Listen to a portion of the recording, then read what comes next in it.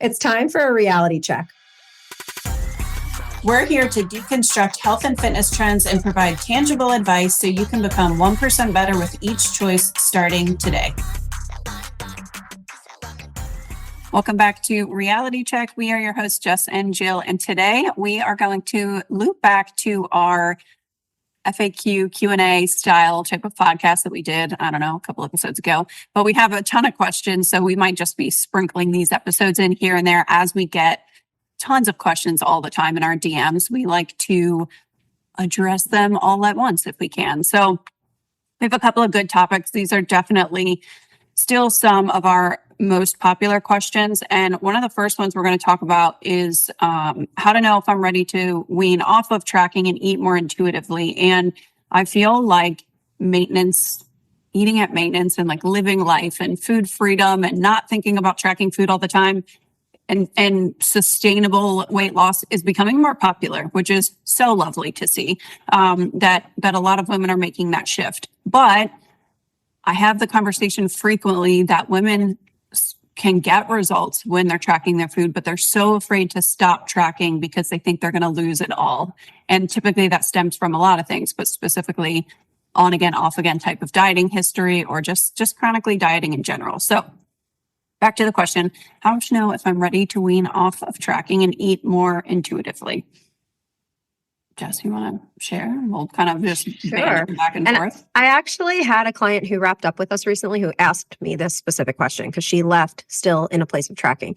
Our ultimate goal would be we send all of our clients off eating intuitively and loving the skin that they're in and listening to their bodies and eating because what they're eating feels good, right?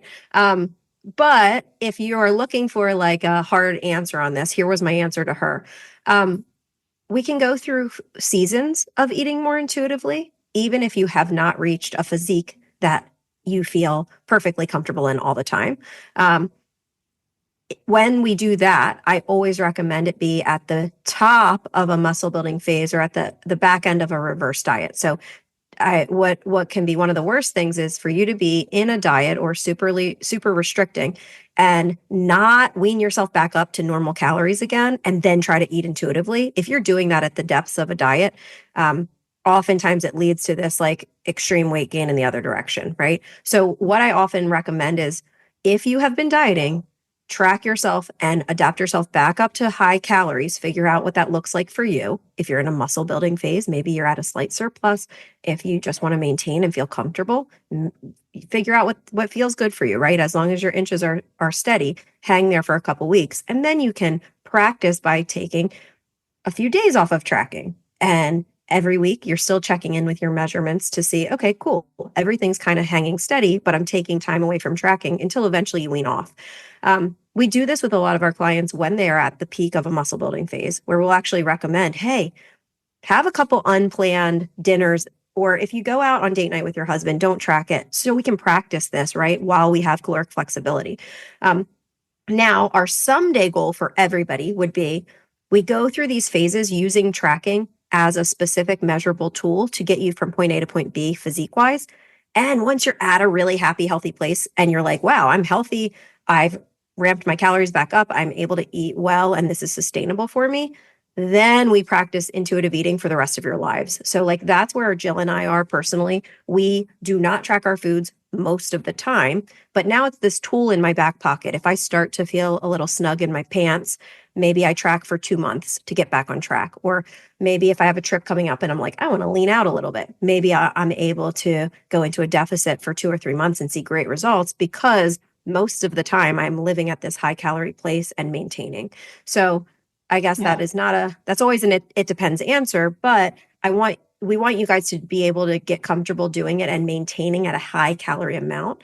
And you're still eating a lot of nutrient dense foods. It's not like you have your diet foods and then you're not dieting foods. It's like healthy nutrient dense foods. We're just increasing the volume of them and the proportions of them so that we get more calories throughout the day and we have a little more flexibility for the fun foods too.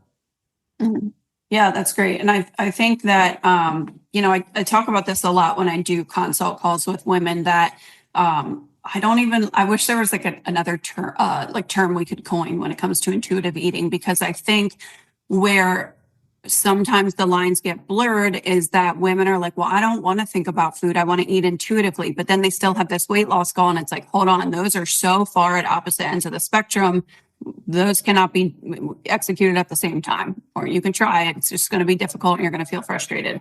So I think that's one thing. And then the other thing too, kind of what you mentioned on, like, I will play with clients who are in this phase, you know, when they're at their goal, they're feeling good. They're like starting to think like, can I hack this on my own? And we'll do it a lot of different ways when we're transitioning or weaning off. It might be like, okay, let's not track dinners this week. Or it might be like, let's take 1 day off and then 2 days off. Or sometimes I'll have them first, like, let's take a couple days off tracking. And what I'll have you do is write it all down and then backtrack at the end of the night. And let's just like test yourself and see where you landed. And you might be like, oh my gosh, I'm super low on protein when I'm not actively tracking it, right? So there's so many different ways to like wean yourself off. And I think too that you have to define like what maintenance and eating intuitive looks like for you. I have a client who left and she was like, is it okay to still track 1 or 2 days a week when I'm on my own? I'm like, yeah, why wouldn't it be? And she felt this pressure to like not track because everyone, that's kind of like the messaging of like, you don't have to. And she's like, but it really makes me feel good and I don't mind it. I'm like, then do it. That's great. Right. So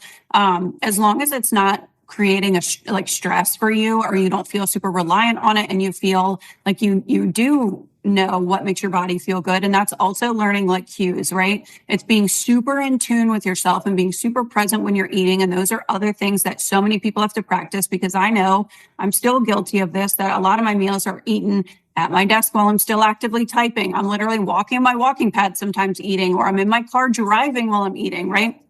And we're so mindless about it that we don't realize our habits. We're not in tune with our hunger cues. We're not in tune with, am I stress eating? Am I emotional eating? Am I actually hungry in this moment? Right. So there's so much that goes into intuitive eating besides just I'm maintaining my weight without logging my food, right? You have to learn like your hunger cues and what does it feel like to feel 80% full, and knowing that you should not feel completely full and stuffed 24/7. Your intuition doesn't mean I have hunger, I have to eat, or I have this craving, I should eat it. It's like, no, craving is different than intuition. And you should feel a little bit of hunger. You're a human. That's normal. Yeah, you mentioned something about having clients retroactively track. I think that's one great tool. I think in any case, we are using some sort of data and metrics to wean people off. So it's not just okay, we're tracking everything, now we're tracking nothing. It's like maybe we're tracking serving sizes of protein using their hands for reference, serving sizes of fruits and veggies. Maybe every single week we're still doing measurements for 3 months. I have one woman who is intuitively eating now. We're probably like 3 or 4 months into just intuitively eating. She wanted to add a running goal. She wanted to run a race. So we started training and adding running and dialing back for lifting a little just for a short period. She started losing weight and she's at a very healthy weight and she wants to maintain her muscle mass.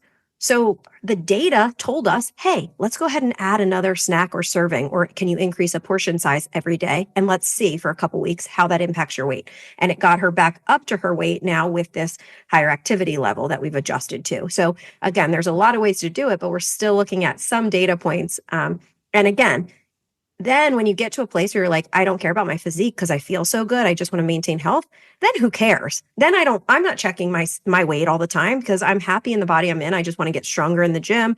I want to feel mobile. I want to feel good. So I'm not personally collecting those data points until I'm at a place where I'm like, I feel a little uncomfortable, right? But at the beginning of this intuitive eating process, oftentimes we are collecting some sort of data, whether that is journaling, whether that is people writing down, how did I feel? Why did I eat during that time? Was I actually hungry? Was it because it was just in front of me at the office? Was it because of peer pressure? Like what, like kind of building that self-awareness through data, not through emotions first. Yeah, for sure. And, when clients come to us initially too, like tracking can be a stressor initially, especially if you're new to it. So we always explain that there is a learning curve, and this is something that it's like having homework every night all of a sudden or every day, right? So it is something that is new and you have to adjust to. But usually clients are with us 6 months, 12 months, 2 years, whatever it is. And at that point, they've been tracking so long that they rely on it, right? They rely on the app, but most of them don't realize that they have more skill and more intuition than they realize at that point, just because they've been so reliant on that tool for so long. So usually it's like a healthy fear, right? Like they're like, am I good at this? And then when they test themselves, they're like, oh, okay. And I'll say too that, like, I use this line all the time, but nobody comes home from a stressful day of work and says, man, I really want chicken breast today. I'm like, no, we usually go for like comfort foods and stuff, right? So that's where your intuition comes into play. And I know I have to be, for example, super intentional about eating carbs throughout the day, because I tend to just gravitate towards fatty or types of foods, right? Like more fats in my diet. So when I'm eating intuitively, I know that I need to eat larger portions of carbs, like rice in my meals. I know that I probably need to throw a banana or apple in, because I'm usually short on my carbs at the end of the day. And that's it, right? Like that's the beauty of tracking, is you see where your gaps are and you're filling them preemptively when you're tracking, but then you have to remember, okay, that was that thing I struggled with, so this is what I need to do. But typically that's protein for most people. And like for me, I've realized that, okay, I tend to overeat. Like when I'm not tracking, or most of the time, if I'm just listening to my body, I eat a lot, I snack a lot. My calories are high. Yeah. So when I want to intuitively go into a deficit, I just super jack up the amount of vegetables that I eat. I change the way that my plate looks in proportion of a lot of proteins and way more vegetables. Naturally, my calories go down because I tend to be more full when I'm eating more vegetables, right? So there's a lot of different strategies that you can go about. But again, it's like I've learned myself, and that some of these things are easy tweaks that I can make. I can start buying fat-free Greek yogurt instead of full-fat Greek yogurt, and boom, my calories are lower than eating similar foods, right? So we do talk to our clients a lot throughout the whole process together, but especially people who are more intuitively eating or habit tracking. We talk to them a lot about, what does a healthy plate look like, right? Like we're centering our meals around a protein and a lot of colorful plants, real foods, fruits, vegetables, rice, things that look like the plant that they grow on, and we're focusing it around a protein. And that's kind of like, if most people did that, they would see physique change just doing that alone. So practicing building a healthy plate, knowing what nutrient dense foods look like, not just saying, I'm eating intuitively so I can have a milkshake because that's what my body wants right now. Like that is not healthy, sustainable, intuitive eating. And it doesn't mean never, right? It doesn't mean Right. that's Oh, absolutely. for your diet too, right? It's just the majority of our plates are built around these proteins and real whole fibrous foods with micronutrients. And people ask me all the time, like, how do you, even my husband's like, I don't understand how you eat this much and you just like stay the same. One, because I eat a lot of food, so my metabolism is never suffering in any way whatsoever. And two, I am so intentional about food volume, because I'm like you, Jess and I are foodies. We just eat a lot of food, more than probably most women. So I am, and because we've strength trained a long time to Yeah. adapt our metabolisms to be able to handle this kind of food. I say that, I want to remind you guys, like I'm 5 feet tall. I used to be my leanest, I'll put in air quotes, when I was 102 pounds, and I would eat 1,000 calories a day. 1,000 to 1,200 calories a day was what my app was set at, right? I have built my metabolism up through years and years of consistent strength training, because I don't want you guys to listen to this and be like, well, you guys just must have great metabolisms. Like we're training our metabolisms to be effective so we can sustain while eating plenty. Yes. Sorry, continue. Has absolutely been in a terrible place at points of my life too.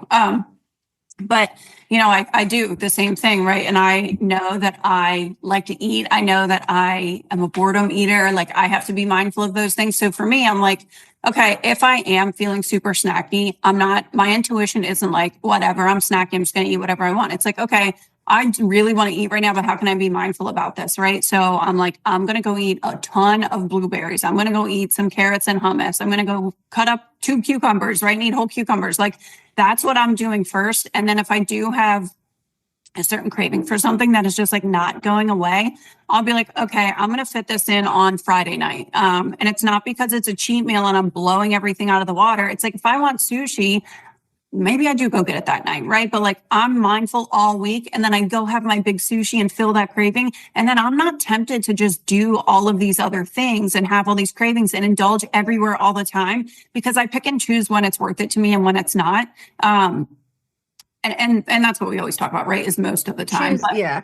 And choosing your worth it's is a concept I always talk to clients about, because it's like, it almost helps you make healthier choices in the now if you're like, wait, I'm looking forward to this other thing that's way more worth it to me. Like my worth it's and your worth it's are going to be different from each other.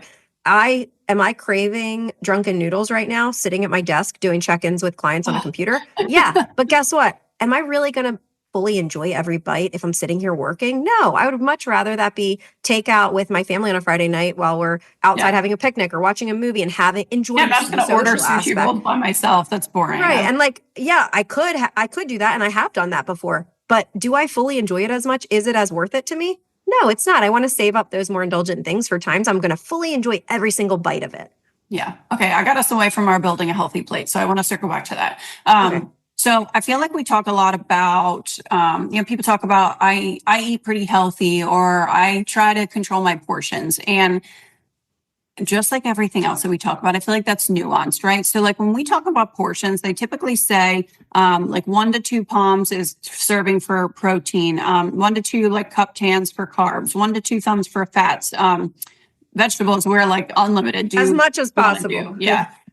Eat all of them. But those things are going to depend on you, your schedule, your lifestyle, how many meals are you eating? Because if I have some poor soul that's like, I eat 3 meals a day and I follow the hand portion general recommendations that are out there, it's probably not enough food for them, right? Like typically we're talking about eating 4 or 5 meals, good sized meals a day. And I think in diet world, a lot of women's brains tend to go towards low calorie or smaller meals or grazing throughout the day and feeling that's more beneficial. And then they're like, why don't I have these really bad cravings, or I binge at night? And it's like, literally solve this problem by eating a huge breakfast, eating a huge lunch. And I guarantee when you get home for dinner, you're not going to be half as hungry as you feel like you typically are when you walk. And make them protein and fiber rich, and it will sustain you. You're going to feel better. You're going to have more energy. You're going to have more mental clarity, all the things. Yeah. But yeah, more, I guess, same in fiber. Regardless of if we're in a deficit or in a maintenance phase or actively trying to build muscle, we are building most of our meals out of nutrient dense whole foods. And then we're also allowing for flexibility, but we have more of those foods when we're aiming to maintain or build muscle. Yeah. So really, if you're building a plate, I always recommend with clients when we are eating on the go and trying to like make our best guess in certain situations, or just shifting to intuitive eating, I always say build your plate around your protein if you can first. That's your priority, to make sure you're getting protein in every meal, and then pick a carb that is you're getting fiber from, right? Like that's going to be beneficial for a lot of reasons. And then a healthy fat, if you can incorporate that in there. If you're having like salmon, for example, the healthy fats are going to be in the salmon, right? So it kind of depends. But then vegetables, like load them. Eat as many colors, as much volume truly as you want. Like there is not a limit in that, because it's going to be extremely difficult for you to overeat. You're going to feel so much better. You're going to have more fiber for your gut and all of the things. And it's great for you. It's funny, my son actually came in the kitchen last night and he's like, I really want a banana. And I was like, so have a banana. And he's like, well, I had grapes earlier and I had blueberries and I had an apple at breakfast. And I was like, okay, like, great. We're adding another color to the mix, right? And when we talk about that stuff.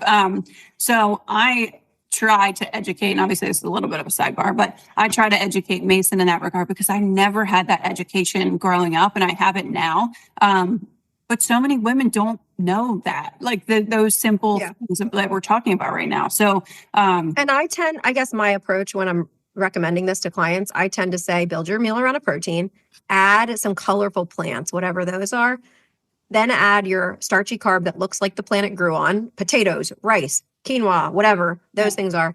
I tend to not go as much at a healthy fat, because I think we have so many carbs and fats that are amply available. I'm going to get my fats for the day in sauces or in peanut butter or in a handful of nuts or in like more general, like throughout the day, that we're not the day we want a combination from processed things. Yeah. And true, also I that's feel true. like women tend to choose low fat things, or for thinking that they need to. That's true. Because if you're eating like I feel like it's so typical of women that would come to me before we work together. That's like their breakfast is usually coffee and a yogurt, or coffee and oatmeal. Lunch is a salad with chicken. They might have a snack. And then they're always like, dinner is a carb and a vegetable and a protein. And I'm like, and they're not getting healthy fats. You maybe just had a very lean chicken breast that's minimal fat, glad you had like a ton of broccoli or whatever, and then maybe some rice, but like we need some healthy fats too, right? True. So that's really more. I agree, though. It's very easy to get your fats in throughout the day. So it doesn't mean you have to have this giant serving of avocado at every meal. If you guys want to see what this might look like, a lot of times what I'll do during video check-ins with clients is I'll actually pull up Pinterest and I'll have them search Whole30 recipes, Mediterranean recipes, paleo recipes. This does not mean I want you to go out looking for boxes that say paleo-friendly snacks at the grocery store, but these three things, again, I don't follow a particular diet. I don't eliminate everything from my meals.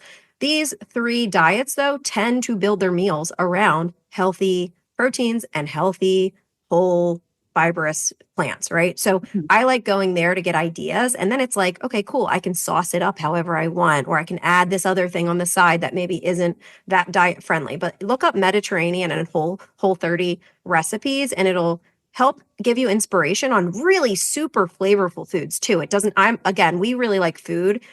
If you're good with like steak, broccoli, and a baked potato, great, good for you. But I like a lot of flavor and stuff. And I think that has helped me learn how to cook with more whole foods in ways that taste really good. Yeah. So most adult women, most active adult women, there are some anomalies to this, should be eating more than 2,000 calories a day, 2,000 or more if you're active, right, is the keyword there, which you should be. So if you're an active adult female, and let's say meals are 400 to 500 calories as a ballpark, right?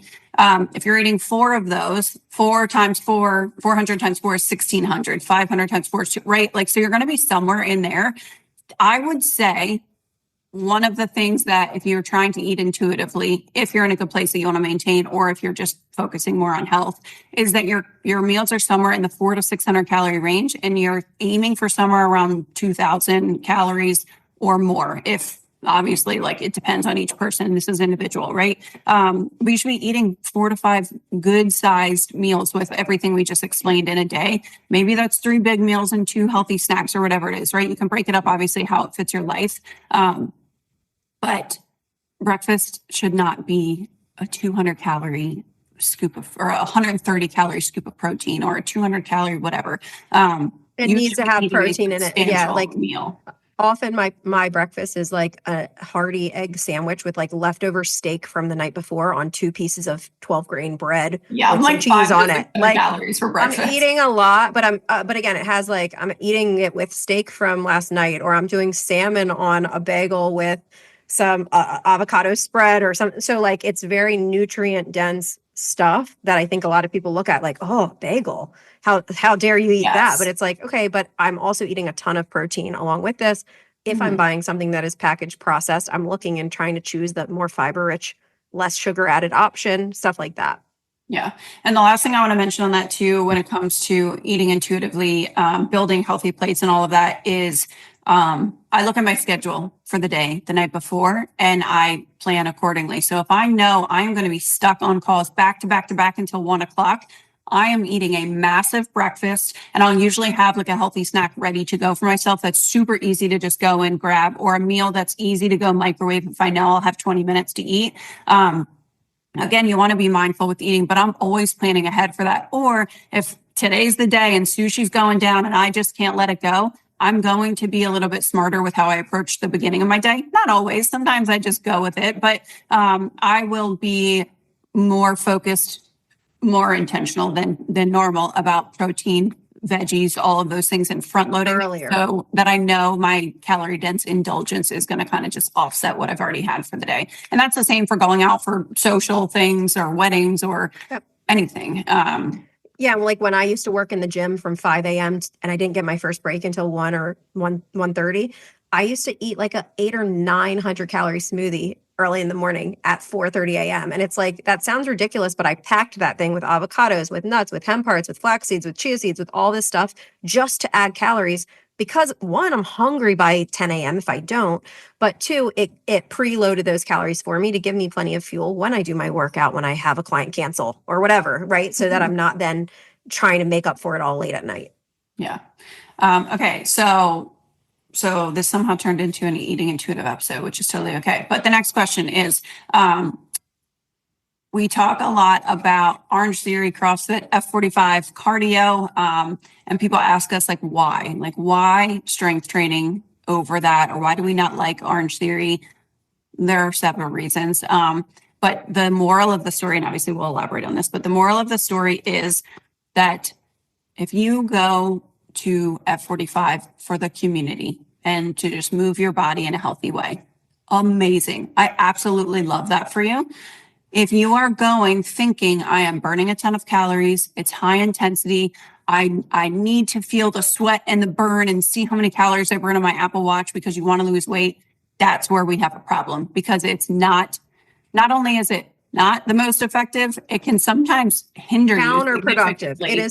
It is counterproductive metabolically to be doing that level of intensity all the time. Yeah. So again, we do not dislike these methods.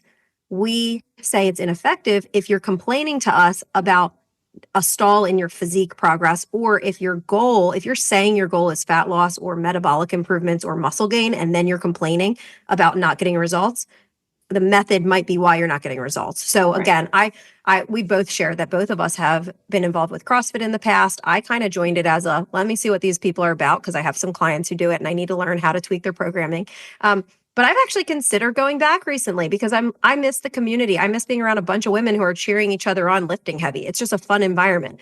I am not adding it back in for physique goals in any way. For cardio, heck yeah, because I don't enjoy cardio training, just for general health and heart health. But I'm not doing it for physique goals or to try to look more toned. I'm doing it because it's a fun workout and I don't tend to enjoy cardio on my own. So why not do it in a group setting that's fun? Mm-hmm. Yeah. So when we have clients that come to us with a Burn Bootcamp membership or an F45 membership, we're not like, you're not going to that anymore. Cancel it immediately, right? I always tell them, we customize everything for you to get you the most effective result when it comes to your health, fitness, longevity, and weight loss, right? All of the things to change your physique in the way that you're telling me that you want to.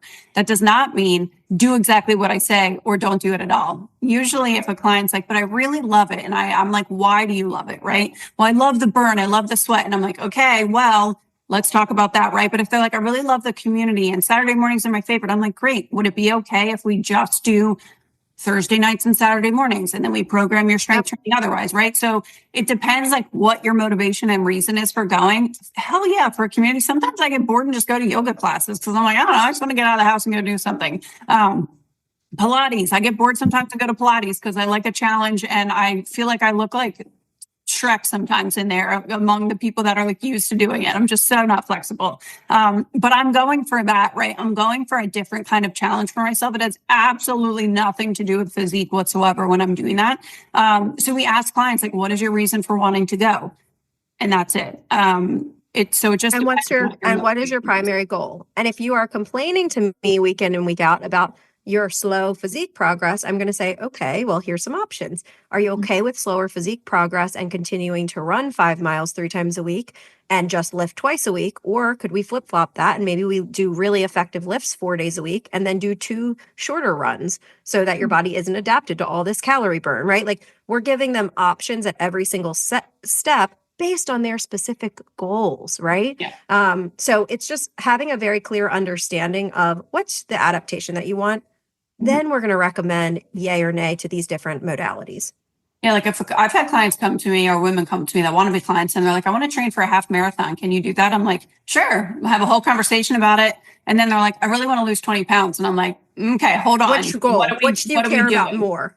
Yeah. Right. So if you want to run a marathon, hell yes, love that for you. But if you want to run a marathon and then all of a sudden I find out a few weeks in that you think you have to run X number of miles a week to lose X number of pounds, right? Like we're going in the way wrong direction. And then I'm probably not the person for you. So it depends again, what your goal is and what the reason for it is. But if you're working out ever with the assumption that the more that you sweat, the more calories that you burn, the more that you feel a burn in your muscles, the more tired you are when you're done, and you think that's going to be equivalent to better, faster, more effective results in terms of your physique, you are very, very mistaken. If you guys want to get in the weeds on this topic more, it's very like science-y, but Andrew Huberman interviews Andy Galpin. Andy Galpin is one of the best researchers when it comes to like different exercise modalities. He trains high level athletes and stuff. I highly recommend listening to that if you are curious about the different adaptations that come from different types of exercise. He goes through all of it. So like Jill and I clearly are biased towards building muscle and physique training because that's what most women come to us wanting to change. But he goes through the endurance adaptation, the flexibility adaptations, the muscle endurance adaptation. So anyway, if you want to check that out, it's Huberman with Andy Galpin. Yep, I just looked it up. It's from around like February 2023. They did a whole series, but it's basically like, hey, how to best program for your specific goals. Mm-hmm. Yeah, love that. Okay, so next question is, when do I know when and how often I should change up my programming? And honestly, like we change our clients' programs every like 4 to 6 weeks sometimes. This is strictly because clients get bored. This is not because we think that's the most effective way. I would love to do 8 to 12 week training blocks with clients. And that's not a hard and fast rule either. You don't really need to, I mean, you can change things up. And I think that's good to do. But if you are progressing in some way and utilizing progressive overload in some way, whatever the focus is, you realistically could follow the same order of movements and just change your sets, your reps, and that your rest periods, and have a completely different workout from 1 month to the next. So again, it depends on what's your goal, what's your reason for wanting to change your programming. And then obviously that variation too. So typically we want to hang somewhere anywhere between we're saying 4 and 6 weeks, but we tend to change up our clients' programming between 4 and 6 weeks because around that time, they start to get to a place where they're starting to feel really comfortable with those movement patterns. They've been able to add more reps. They've been able to add more weight in those exercises. And usually people are like, okay, I'm starting to get bored with this. Can we change it up? Right. So there's this balance between we want you to be consistent and be interested in your workouts and what's most effective. So I just had a conversation with one of our clients yesterday who's a newer client within her first couple months. I'm about to change up her programming again. And I told her, hey, for the first 4 or 5 months, it's kind of not boring, but it's kind of monotonous. Rather than doing a back squat, you're doing a front squat this next time. Rather than doing this type of deadlift, we're doing this type of deadlift. So it's similar movement patterns because, and then I might make it fun. We're going to probably change it up a little bit between months 6 and 8. But the reason I'm doing this is because I also really value you continuing to practice the skill that we're starting to build. I don't want you to then totally change it up and lose this skill set. We want to keep building on your squat so that it gets better and better over the course of a year. So a lot of our programming, we zoom out and we look at an entire year at a time.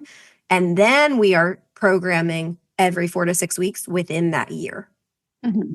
Yeah, no, that's a good point. And I've even had clients come to me and I'm like, hey, this is what the next round of programming looks like. And they're like, I actually really like this month. Can I do it for a couple more weeks? I'm like, yes. That's great. Right. And typically that's coming from a client that is very intentional with their lifts. They're constantly sending form videos. They're progressing with their weight really well. And it is okay to change your programming when you're bored to a degree, right? If you're changing it, if you're just following random workouts on YouTube, it's not okay. But not effective. It's okay. If you're following it for at least, we'll stick to 3 weeks. I would say 3 weeks is fine. Is my minimum personally.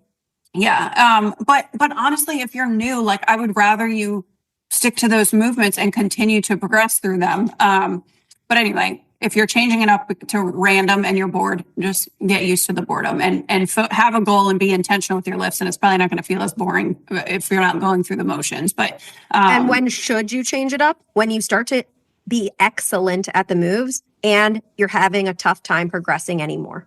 That is it. That's how simple as it is. If you can keep going heavier, or if you're feeling way more stable than you used to feel on a single leg move, those are all signs of progression. When that progression starts to kind of plateau, that's when it's time to change it up.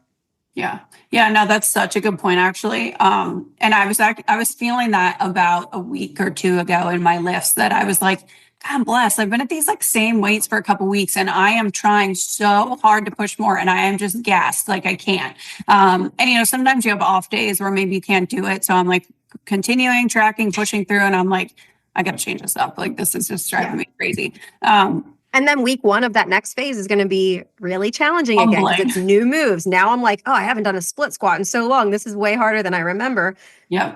So for the next 5-6 weeks, I'm going to be building on these things. So that is our simple answer there. Okay, the next question. How do I know if I am lifting heavy enough? What weights should I start with? If you are not part of our Facebook group, we do free training videos. And yesterday, my Workout Wednesday topic was actually all about this question. I always say, if you are following good programming, allow the rep range to dictate how heavy you go. So what does this mean? If my programming tells you to lift between 8 and 10 reps and you're going and you get to 10 and you're like, sweet, I hit 10, I'm done, but you could have gotten 11, 12, 13, you're going too light. If you are pushing with every little ounce of what you have in you and you only get to 6 and the rep range is 8 to 10, you need to drop the weight a little bit lighter to use that rep range as your guide. Again, that's how I tend to train. I know some people will use a perceived rating of physical exertion. Like if my perceived effort is an 8 out of 10, great. We want to be somewhere in that 8 to 9 out of 10 range in terms of perceived effort. The reason I use my rep range to dictate it is because I have trained a lot of women in person who think that what they are capable of is actually way less than what it is. So they think, yeah, that's the hardest I can do. And I say, okay, well, let's just keep going for fun. And they're able to crank out 10 more reps and they're like, wait, that's crazy. I thought that was my last one. So unless you've really tested yourself to failure, you're not going to know what your max effort looks like. So how do you know if you're lifting heavy enough if you physically can't get 1 or 2 more reps based on the rep range that your program is that you're following? Mm-hmm. And not like you're going to fall on the floor, like maintaining good form, obviously. Yeah.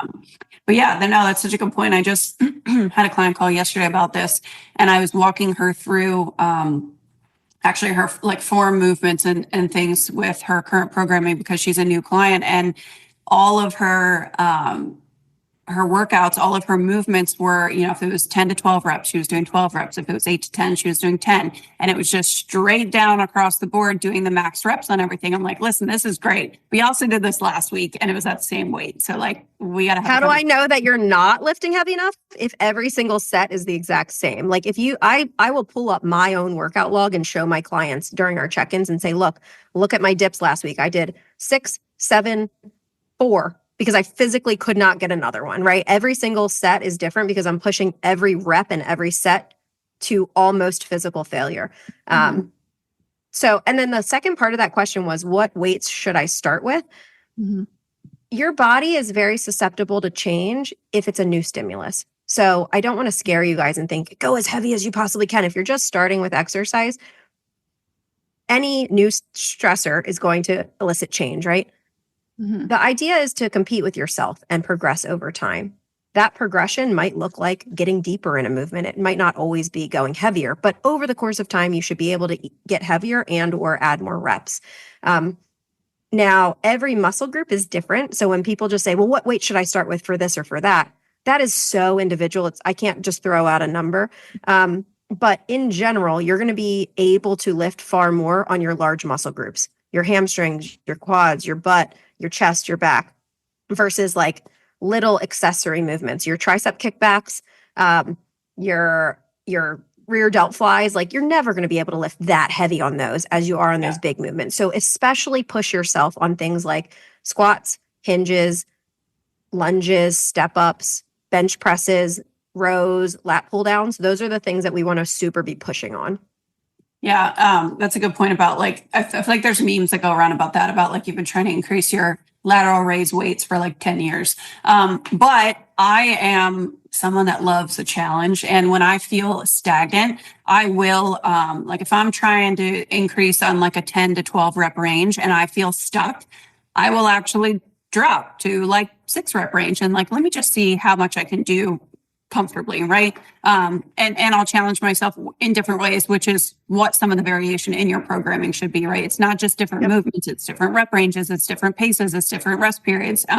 So different ways to challenge yourself. But if you're in your first couple of years of lifting, it should just be focusing on getting to almost failure, having really killer form, and lifting heavier. And build over time. Yep. What do we got next? Best home gym equipment recommendations. We were just talking about it. So typically when a client comes to us And it depends on where they're starting as like in their fitness journey and what their experience level is. But we typically have clients start in a home program if they're like starting from scratch. A couple sets of dumbbells, and we say a couple because you're probably going to want some heavier ones for lower body versus upper body. Resistance bands with handles are lovely. Loop bands are great. A Swiss ball is great, which is that big squishy ball, because you can use that to just do a lot of different movements that will be helpful instead of just using like the floor or standing. A bench, specifically an adjustable bench, is awesome to have because that takes everything up to the next level.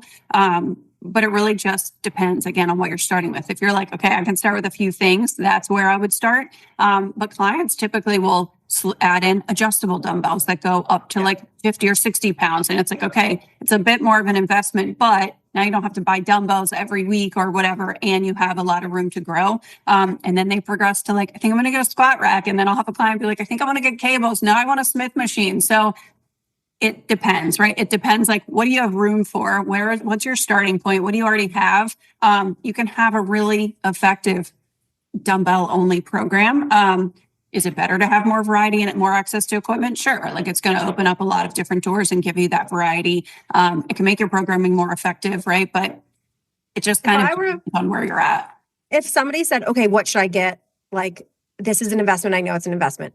My bare minimum would be a dumbbell rack or a set of adjustable dumbbells up to 50 pounds and a set of bands with handles. Because I think a lot of times it's tough to replicate like pool type movements if you don't have something from high that you can pull down with. And I think bands are really easy for that. So yes, my thing would be adjustable dumbbells and a set of bands with handles. If you had, I have all the money in the world and I want a perfect home gym, I still wouldn't even recommend needing equipment like leg presses or leg curls or anything like that. I would get, and this is what I have in my own home gym. I have dumbbells that go up to 50 pounds. I have resistance bands, and then I have a squat rack that does have a cable attachment on it. So I can do cable stuff, but I have a squat rack with a barbell and plates, and that is it. Like, I can do very effective workouts with those things. Yeah, no, I agree. Same. My home gym is squat rack, 2 sets of adjustable dumbbells, 2 benches. I mean, my husband uses it too. We do have cables, and then we have lots of bands, Swiss ball, pretty much everything. Same with the Swiss ball. I like that because you can do a lot of hamstring curl stuff with the Swiss ball. You can also utilize, if you don't have an adjustable bench. I have one client, she uses her Swiss ball as her bench now. You can't go as heavy because you're not as stable as you are on a bench, but it's a great alternative if that's what you're working with. Yeah, no, I agree. And again, like, most people don't have room to just go buy a bunch of machines. So that's going to be your best bet. But yeah, if you're like, bare bones, where do I start? Resistance bands with handles and dumbbells. I totally agree. That's the best place to start. And then your next purchase, if you have enough variety in terms of going heavier, a bench, specifically an adjustable one. And there's so many options on Amazon that are pretty affordable. That would be a bench and a squat rack. Yeah, I would put a bench with the dumbbells and the resistance bands if you can, an adjustable bench. Yeah. That's what we prefer clients to have, but we definitely work around it. That's totally what I would recommend too. And then when it comes to home workouts and everything we just talked about, it kind of ties into this last question for this episode is, can I actually see physique progress working out at home? And the answer is yes, absolutely. However, it depends on how you're progressing. If you're challenging yourself, are you tracking your progress? A lot of times it looks like circuit or beach body workouts. And it's not that you can't see change with that. Like, people will start them and be like, oh, I lost, X number of pounds, or I felt good, or whatever. What your intention is. And sometimes I feel like this, I'm not like coming at anyone, and this isn't across the board blanket statement, but a lot of times I feel like when women are doing those types of workouts, they're doing it going through the motions of like checking a box, and they're not actually training with intention. So as long as you're training with intention with your equipment that you have access to, and you're challenging yourself in whatever way that you can, if it's heavier, that's ideal. If it's tempo and changing things up in that regard, that's okay. Sometimes your workouts are going to have to be higher intensity at home as a form of variation if you are a little bit more limited on equipment. It can't just be all the time because your body's going to adapt to it. One of our clients was personally triggered by a post that you did, Jill. And it was like something about your progression in your fitness. Like when I started seeing results was when I moved away from these things. And one of them was like doing home workouts. And again, we're picturing things like Beachbody. That's just body weight for high intensity, stuff like that. But it was funny because she reached out and was like, hey, I saw this post Jill did. Like I have 2 tiny kids at home. Like it's very hard for me to get to the gym. This is somebody I used to train in person in the gym. So she enjoys a gym workout. She said, what can I do to improve my results? Because I know my results are slower because I can't lift as heavy and I know I'm maxed out with weight. So it's fun because now she's sending me videos every single week working on depth. We are actively working on tempo training. We're working on feeling her muscles differently at the bottom of every single rep so that she's progressing in different ways. We're working on unilateral movements. So absolutely, you can see good results, but you have to still be pushing yourself to progress in some way. If you're not, there's not going to be that signal, that stressor signal for your body to adapt. So you just have to be more strategic with it if that is your option and you don't have as many weights to play with. I gotta say, I'm not mad that my post triggered someone to amp their home training. It's fun. No, it's funny because she now has been tagging us on Instagram every time she finishes a workout and hits a new PR. And her PR, she's like, she'll text me and be like, my PR was only 1 extra rep. But I'm like, that's okay. It was 1 extra rep. Like, it's something, right?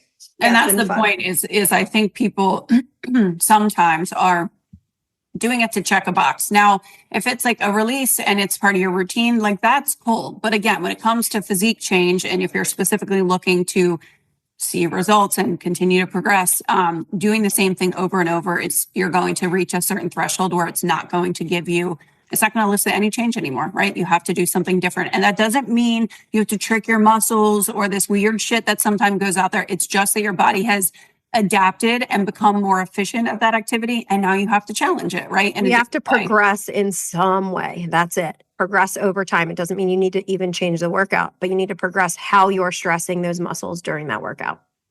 Cool. Well, that's our Q&A. Fun questions. I liked these questions today. So that is all for today's Q&A.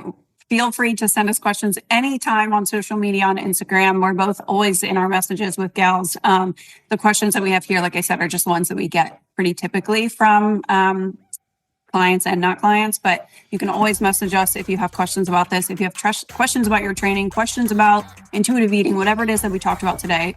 Again, also feel free to message us anytime. But that is all for this episode, and see you guys next time. Bye.